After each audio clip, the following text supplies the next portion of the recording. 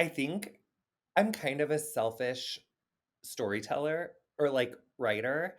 I am writing it really for myself. Like I'm writing it for myself and I'm writing it to like share what I've learned. I'm writing it to share where I am in my life. And and I feel like I did that with my show on Netflix with Getting Curious. Like I'm sick of doing it for who I think might like it and like trying to get you to like it. I just want to do what I think is right and do my best and then like leave it there.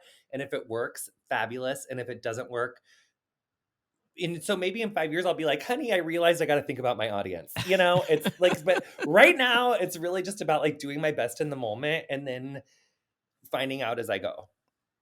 And in terms of doing the audiobook, you know, when you read these essays aloud, are you kind of like, actually, I'm very clever? Or is there a bit of or is it a bit of, oh, I'd quite like to rewrite this bit, or what was I trying to say here? How are you with the words on the page?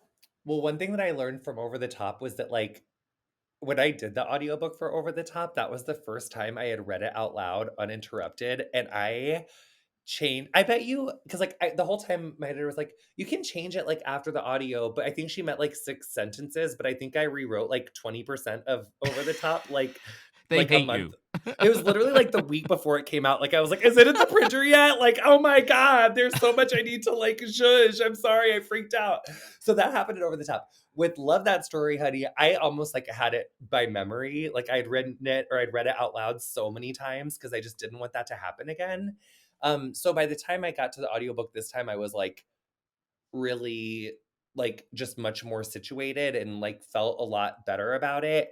Um, but yeah, but when I did do the audiobook for Love That Story, I was um that second chap processing grief, like that chapter is like so hard and I like it was like chortle ugly cries, like I couldn't use a lot of it because it was like borderline unhinged. It took me like 3 times because it's just like still so raw.